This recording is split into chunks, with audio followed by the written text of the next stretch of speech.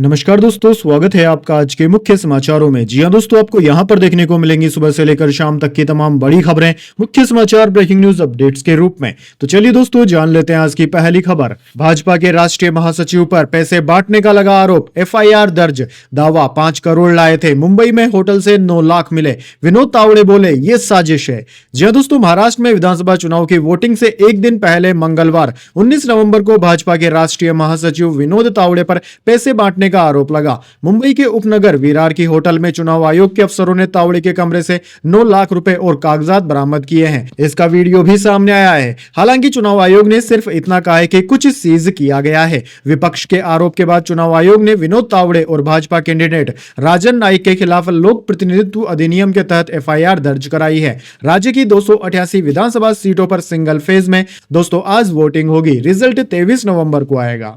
चलिए दोस्तों, जान लेते हैं अगली खबर। मोदी जी, ये 5 करोड़ आपको किसने टेम्पो में भेजा? विनोद तावड़े के बहाने राहुल गांधी का सवाल।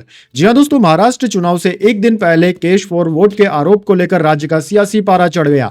बीजेपी के राष्ट्रीय महासचिव विनोद तावड़े पर बहुजन विकास अघाड़ी बीवीए ने आरोप लगाया है कि वह नाला सोपारा में मतदाताओं को प्रभावित करने के लिए विरार के एक होटल में कैश बांटते हुए पकड़े गए। बीएमवे ने दावा किया कि विनोद तावड़े के बैग से कैश के अलावा लाल डायरी भी मिली है, जिसमें उन लोगों का ब्यौरा लिखा था जिन्हें पैसे दिए गए हैं। विपक्ष ने इस मुद्दे पर बीजेपी को घेरा है। लोकसभा में नेता प्रतिपक्ष राहुल गांधी ने एक्स पर एक पोस्ट में लिखा कि मोदी जी, यह 5 करोड़ किसके सेफ से निकला है? जनता का पैसा लूटकर आपको किसने टेम्पो में भेजा है? चलिए दोस्तों, जान लेते हैं अगली खबर। दिल्ली में एक्यूआई 500 तक पहुंचा। सीजन का सबसे ज्यादा पोल्यूशन। 22 ट्रेनें लेट। नोएडा में विजिबिलिटी घटने से वाहनों में हो गई टक्कर, 2 लोगों की मौत। जी हां दोस्तों, दिल्ली में प्रदूषण बेहद खतरनाक लेवल पर बना हुआ है। मंगलवार सुबह 7 बजे दिल्ली के कई इलाकों में एयर क्वालिटी इंडेक्स यानी कि एक्यूआई 500 से ऊपर रिकॉर्ड किया गया, जो कि बेहद खतरनाक श्रेणी का माना जाता है। दोस्तों, माना जाता है कि इतने एक्यूआई में अगर आप सांस ले रहे हैं तो आप एक दिन में लगभग 14 से 15 सिगरेट पी रहे हैं। इतनी क्वालिटी खराब होती है यह। दिल्ली का औसत एक्यूआई इस वक्त 494 रिकॉर्ड किया गया है, जो इस सीजन में सर्वाधिक है। यानी कि दोस्तों, राजधानी में आज सीजन की सबसे खराब हवा रही। वहीं दोस्तों, प्रशासन ने दिल्ली एनसीआर के 10वीं तक के स्कूलों को पहले ही ऑनलाइन कर दिया है। सोमवार को सुप्रीम कोर्ट की फटकार के बाद 11वीं और 12वीं की क्लासेस भी ऑनलाइन चलाने का आदेश दिया गया है। वहीं डीयू, जेएनयू और जामिया के कॉलेजों की क्लासेस 4 दिन तक वर्चुअल मोड पर चलेंगी। चलिए दोस्तों, जान लेते हैं अगली खबर। व्लादिमीर पुतिन का भारत दौरा हो गया लगभग तय। रूस जल्द करेगा तारीखों का ऐलान। जी हां दोस्तों, रूस के राष्ट्रपति व्लादिमीर पुतिन आने वाले समय में भारत का दौरा करेंगे। क्रेमलिन के प्रवक्ता दिमित्री पेस्कोव ने इस बात की पुष्टि की है। उन्होंने कहा है कि रूस की ओर से जल्द ही पुतिन के दौरों की तारीखों का ऐलान होगा। क्रेमलिन के प्रेस सचिव दिमित्री पेस्कोव ने कहा कि तारीखों की घोषणा जल्द की जाएगी। न्यूज एजेंसी एएनआई से बातचीत में पेस्कोव ने कहा कि राष्ट्रपति व्लादिमीर पुतिन की भारत यात्रा की विशिष्ट तारीखों की घोषणा जल्द ही कर दी जाएगी और रूस इसके लिए तैयारी शुरू कर रहा है। चलिए दोस्तों, जान लेते हैं अगली खबर। विनोद तावड़े के केश कांड पर अखिलेश यादव ने किया तीखा हमला।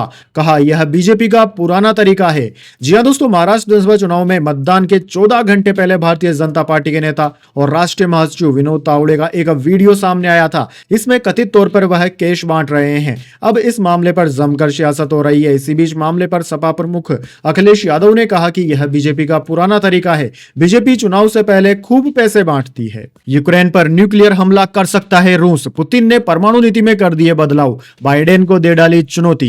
जी हां दोस्तों, रूसी राष्ट्रपति व्लादिमीर पुतिन ने अमेरिका और बाकी पश्चिमी शक्तियों को स्पष्ट संदेश देते हुए यूक्रेन के साथ चल रहे संघर्ष के बीच मंगलवार को अपने परमाणु सिद्धांत में संशोधन को मंजूरी दे दी है। इस नई नीति में इस बात का दायरा बढ़ा दिया गया है कि मॉस्को कब परमाणु हथियारों का इस्तेमाल कर सकता है। दरअसल दोस्तों, क्रेमलिन के प्रवक्ता दिमित्री पेस्कोव ने रूस के परमाणु सिद्धांत में बदलावों के बारे में कहा कि हमारे सिद्धांतों को मौजूदा स्थिति के अनुरूप लाना जरूरी था। उन्होंने इस अपडेट को बेहद महत्वपूर्ण दस्तावेज बताया, जिसका विदेश में अध्ययन किया जाना चाहिए।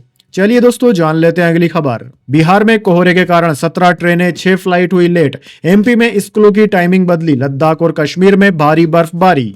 जी हां दोस्तों, देश में ठंड के साथ साथ कोहरे का असर भी लगातार बढ़ता जा रहा है। बिहार में कोहरे के कारण विजिबिलिटी घटने से 17 ट्रेनें लेट हो गई। 6 विमानों के टेक ऑफ और लैंडिंग में भी देरी हुई। मध्य प्रदेश में भी सर्द हवाएं चलने का दौर लगातार जारी है। अब दोस्तों, स्कूलों की टाइमिंग भी बदली जा रही है। भोपाल में कई प्राइवेट स्कूलों ने 30 मिनट तक टाइमिंग बढ़ा दी है। इंदौर, जबलपुर जयपुर, ग्वालियर, उज्जैन में भी समय बदलने की तैयारी है। भारतीय मौसम विज्ञान विभाग ने कहा है कि मध्य प्रदेश, छत्तीसगढ़, ओडिशा, झारखंड, पश्चिम बंगाल में वर्तमान में तापमान सामान्य से 2 डिग्री ज्यादा रहने की उम्मीद थी, लेकिन ऐसा नहीं हुआ। चलिए दोस्तों, जान लेते हैं अगली खबर। मेरा बैग खाली था, तावड़े के बैग में तो पैसा मिला। होटल में कैश कांड के आरोप पर उद्धव ठाकरे ने भी बीजेपी को घेर लिया। जी हां दोस्तों, विनोद तावड़े के मुद्दे पर शिवसेना प्रमुख उद्धव ठाकरे ने कहा है कि मैं जब मां तुलजा भवानी के दर्शन के लिए जा रहा था, तब मेरे बैग की तलाशी चुनाव आयोग के अधिकारियों ने ली थी। हालांकि मेरे बैग से उन्हें कुछ नहीं मिला। अब पता चला है कि विनोद तावड़े के बैग से पैसे मिले हैं। कल भी अनिल देशमुख के ऊपर जो हमला हुआ, वो पत्थर कहां से आए, इसकी जांच किसे करनी चाहिए थी। इसलिए मैंने मां तुलजा भवानी से प्रार्थना की है कि इस भ्रष्ट और दहशत फैलाने वाली सरकार को राज्य से खत्म किया जाए। चलिए दोस्तों, जान लेते हैं इसके बाद अगली खबर। इंटरनेशनल फ्लाइट को जयपुर में छोड़कर चले गए पायलट। ड्यूटी टाइम पूरा हो गया था। 180 पैसेंजर 9 घंटे तक परेशान होते रहे। जी हां दोस्तों, पेरिस से दिल्ली आ रही एयर इंडिया की इंटरनेशनल फ्लाइट को पायलट जयपुर में छोड़कर चले गए। पायलट का कहना था कि उनके ड्यूटी आवर्स पूरे हो चुके हैं। फ्लाइट में सवार 180 से ज्यादा पैसेंजर 9 घंटे तक जयपुर एयरपोर्ट पर परेशान होते रहे। इसके बाद उन्हें सड़क मार्ग से दिल्ली भेजा गया। वैसे दोस्तों, फ्लाइट कंपनियों की इस तरह की लापरवाही के लिए आप क्या कहना चाहेंगे? कमेंट बॉक्स में अपनी राय जरूर दीजिए। चलिए जान लेते हैं अगली खबर। मणिपुर में मारे गए कुकी उग्रवादियों के समर्थन में हुआ प्रदर्शन। सैकड़ों लोग खाली ताबूत लेकर सड़कों पर उतरे। कांग्रेस बोली, मोदी जी मणिपुर आइए।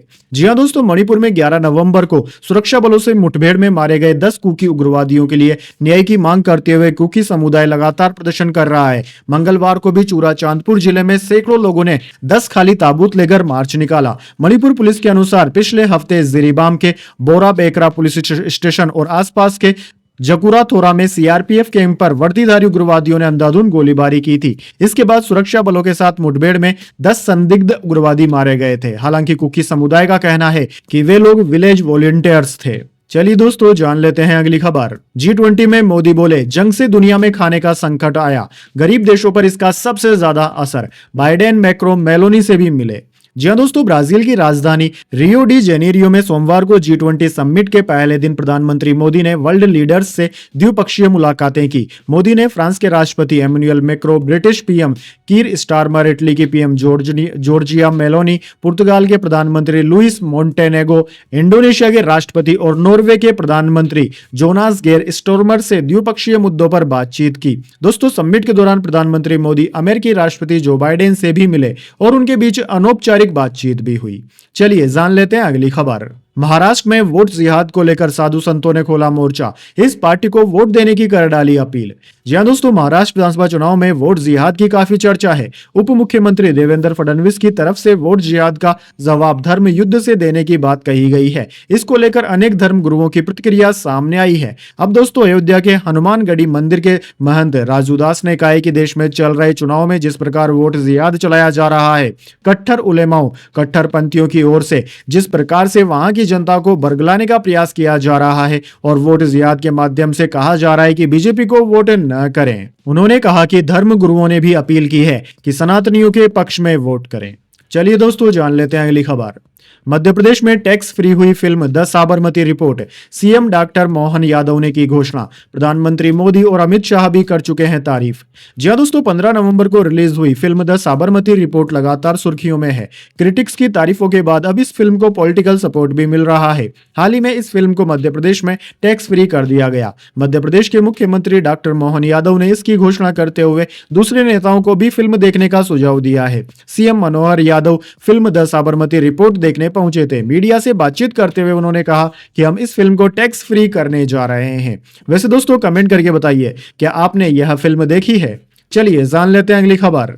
लॉरेंस इंटरव्यू मामले में हाईकोर्ट का सख्त कदम। कहा, अफसर को बचाया जा रहा। सरकारी वकील से पूछा, तत्कालीन एसएसपी पर क्या कार्यवाही हुई? दरअसल दोस्तों, पंजाब एंड हरियाणा हाईकोर्ट में गैंगस्टर लॉरेंस के सीआईए खरड़ में हुए टीवी इंटरव्यू के मामले की सुनवाई हुई। अदालत ने इस मामले में सख्त रवैया अपनाया है। अदालत ने कहा है कि इस मामले में जिम्मेदार मोहाली के तत्कालीन एसएसपी पर क्यों कार्यवाही नहीं की गई, उन्हें सस्पेंड किया जाए। अदालत ने कई सवाल सरकारी वकील से पूछे। साथ ही कहा कि अगली सुनवाई तक जिम्मेदार अफसरों पर कार्रवाई की जाए, वरना 2 दिसंबर को इस मामले में गृह विभाग के सचिव को पेश होना होगा। चलिए दोस्तों, जान लेते हैं अगली खबर। बिहार में शिक्षकों की ट्रांसफर पोस्टिंग पॉलिसी हुई स्थगित, नीतीश सरकार का बड़ा फैसला।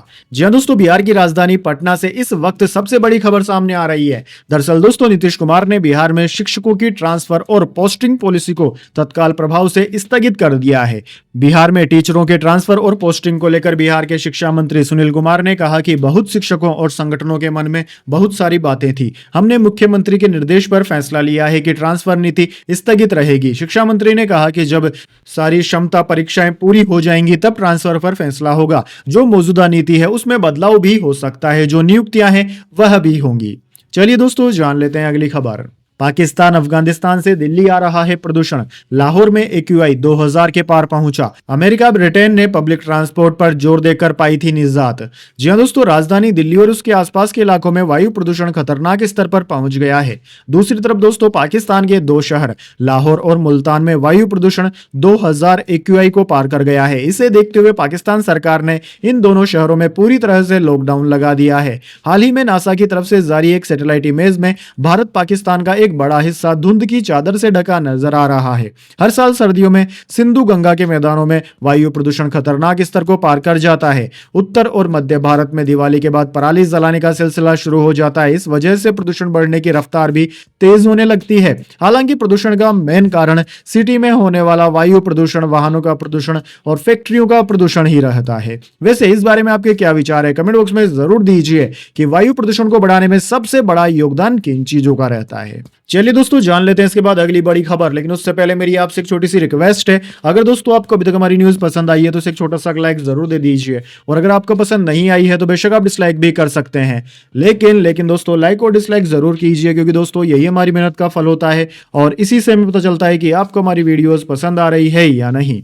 तो चलिए दोस्तों, जान लेते हैं अगली खबर। सेंसेक्स ऊपरी स्तर से 873 अंक फिसला, ये 77,578 के स्तर पर बंद हुआ। निफ्टी भी हाई से करीब 262 अंक गिरा। जी हां दोस्तों, आज सेंसेक्स 240 अंकों की तेजी के साथ 77,578 के स्तर पर बंद हुआ। निफ्टी 65 अंक चढ़ा, ये 23,518 के स्तर पर बंद हुआ। हालांकि दोस्तों, दिन के ऊपरी स्तर से सेंसेक्स में 873 अंकों की गिरावट देखने को मिली। सुबह सेंसेक्स करीब 1000 अंक ऊपर था, वहीं ऊपर से निफ्टी 262 अंक फिसल गया है। दोस्तों, सेंसेक्स के आज 30 शेयरों में से 18 में बढ़त और 12 शेयरों में गिरावट देखने को मिली। आज ऑटो, एनर्जी और IT शेयर्स में ज्यादा बढ़त देखने को मिली। महिंद्रा एंड महिंद्रा के शेयर में आज 3% और टाटा मोटर्स के शेयर में करीब 1.3% की तेजी रही। चलिए दोस्तों, जान लेते हैं अगली खबर। 75,500 के पार निकल गया सोना, 2 दिन में ही 1801 रुपए महंगा हुआ। चांदी 90,843 रुपए प्रति किलोग्राम पर पहुंची। जी हां दोस्तों, सोने चांदी की कीमतों में आज बड़ी बढ़त देखने को मिली है। Indian Boolean and jewellers association की वेबसाइट के अनुसार 10 ग्राम 24 कैरेट गोल्ड का भाव 732 रुपए बढ़कर 75,540 रुपए पर पहुंच गया। इससे एक दिन पहले इसके दाम 74,808 रुपए प्रति 10 ग्राम थे। वहीं दोस्तों, आपकी जानकारी के लिए बता दें, महज 2 दिन के अंदर ही सोना 1800 रुपए महंगा हो चुका है। दूसरी ओर बात करें चांदी की कीमतों की, तो दोस्तों आज चांदी की कीमत में भी तेजी देखने को मिली है। आज चांदी 1554 रुपए बढ़कर 90,843 रुपए प्रति किलोग्राम पर जा पहुंची है। चलिए दोस्तों, जान लेते हैं अगली खबर। पत्नी को मोटी बदसूरत कहना भी तलाक का है आधार, डोमेस्टिक वायलेंस के केस में हाईकोर्ट का बड़ा फैसला। जी हां दोस्तों, डोमेस्टिक वायलेंस के केस में हाईकोर्ट ने एक बड़ा फैसला दिया है। दरअसल दोस्तों, केरल कोर्ट ने पति, उसके भाई की पत्नी को पीड़ित की शक्ल, सूरत और शरीर पर भद्दे कमेंट करने को बॉडी शेमिंग माना और इसे तलाक का आधार माना है। केरल हाईकोर्ट के जस्टिस ए बदरुद्दीन ने एक महिला के पति के बड़े भाई की पत्नी द्वारा दायर उस याचिका को खारिज कर दिया जिसमें उसने खुद को घरेलू हिंसा का आरोपी बताए जाने का विरोध किया था और उसके खिलाफ दर्ज FIR रद्द करने की मांग की थी। यानी कि दोस्तों, अगर आप भी अपनी पत्नी को उसके शक्ल, सूरत और शरीर को देखकर उल्टा सीधा बोलते हैं, यानी कि उसे शर्मिंदा करते हैं, तो आप डोमेस्टिक वायलेंस कर रहे हैं, समझ जाइए। चलिए दोस्तों, जान लेते हैं अगली खबर। जूनियर ट्रंप का आरोप, तीसरा विश्व युद्ध छेड़ना चाहते हैं बाइडेन, कहा हार से बौखला गए हैं, इसलिए यूक्रेन को अमेरिकी मिसाइलों से हमले की मंजूरी दी। जी हां दोस्तों, अमेरिकी राष्ट्रपति जो बाइडेन ने अपना पद छोड़ने से 2 महीने पहले एक बड़ा फैसला लेते हुए यूक्रेन को रूस के ठिकानों पर हमले करने के लिए लंबी दूरी की बैलिस्टिक मिसाइलों का उपयोग करने की मंजूरी दे दी है। इन मिसाइलों का इस्तेमाल पश्चिमी रूस के क्रुस्क में रूसी और उत्तरी कोरियाई हमलों के खिलाफ यूक्रेनी सेना की रक्षा के लिए किया जा सकता है। बाइडेन के इस फैसले की रिपब्लिकन पार्टी ने कड़ी आलोचना की है। डोनाल्ड ट्रंप के सबसे बड़े बेटे ट्रंप जूनियर ने कहा है कि मेरे पिता को शांति स्थापित करने और जीवन बचाने का मौका मिलने से पहले सैन्य औद्योगिक परिसर यह सुनिश्चित करना चाहता है कि तीसरा विश्व युद्ध शुरू कर दे। चलिए दोस्तों जान लेते हैं अगली खबर। सूरत में फर्जी डॉक्टरों का अस्पताल 24 घंटे में सील, रजिस्ट्रेशन भी नहीं। इनॉग्रेशन में सूरत क्राइम ब्रांच के ज्वाइंट पुलिस कमिश्नर पहुंचे थे। जी हां दोस्तों, गुजरात के सूरत में फर्जी डॉक्टरों ने अस्पताल खोल लिया। ये डॉक्टर शराब के साथ पकड़े गए थे। इस अस्पताल के उद्घाटन में सूरत क्राइम ब्रांच के ज्वाइंट पुलिस कमिश्नर राघवेंद्र वत्स पहुंचे थे। दोस्तों, उद्घाटन के बाद डॉक्टरों के केबिन में डॉक्टर की कुर्सी पर बैठे राघवेंद्र वत्स की तस्वीर भी सामने आई है। तस्वीरें सोशल मीडिया पर वायरल हो रही है। मल्टी स्पेशलिटी हॉस्पिटल का न तो रजिस्ट्रेशन है और न ही यहाँ अग्नि सुरक्षा उपकरण थे। उद्घाटन पर लंच हुआ। इसके अगले दिन राज्य सरकार ने अस्पताल सील कर दिया। अभी अस्पताल सील करने का कारण यहाँ फायर सेफ्टी के लिए कोई सिस्टम नहीं होना बताया गया है। चलिए दोस्तों जान लेते हैं अगली खबर। एमपी, यूपी समेत 7 राज्यों में घने कोहरे का हाई अलर्ट। आगरा में जीरो विजिबिलिटी। राजस्थान के सीकर में तापमान 6.5 डिग्री पहुंचा।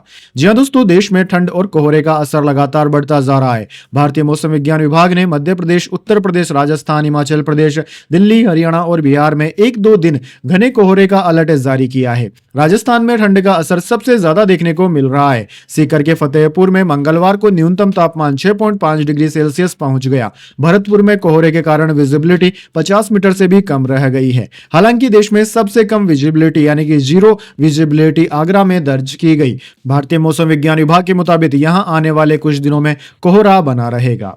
चलिए दोस्तों जान लेते हैं अगली खबर। सुप्रीम कोर्ट और इलाहाबाद हाई कोर्ट उड़ाने की धमकी। मथुरा ईदगाह केस में सुनवाई से पहले पाकिस्तान से मैसेज आया, कहा सभी मंदिरों को उड़ा देंगे। जी हां दोस्तों, Prayagraj railway station, Allahabad high court और सुप्रीम कोर्ट को सोमवार देर रात बम से उड़ाने की धमकी दी गई है। श्री कृष्ण जन्मभूमि मुक्ति निर्माण ट्रस्ट के अध्यक्ष और जन्मभूमि शाही ईदगाह केस में वाद दायर करने वाले आशुतोष पांडे के व्हाट्सएप पर धमकी भरा वॉइस मैसेज आया। आज इलाहाबाद हाईकोर्ट में मथुरा श्री कृष्ण जन्मभूमि शाही ईदगाह केस में सुनवाई होनी है। दरअसल दोस्तों, आशुतोष का कहना है कि वॉइस मैसेज पाकिस्तान के नंबर से आया था। मथुरा के आशुतोष पांडे को व्हाट्सएप पर सोमवार रात 1:37 से 1:40 के बीच पाकिस्तान के नंबर से धमकी भरे 6 वॉइस मैसेज आए हैं।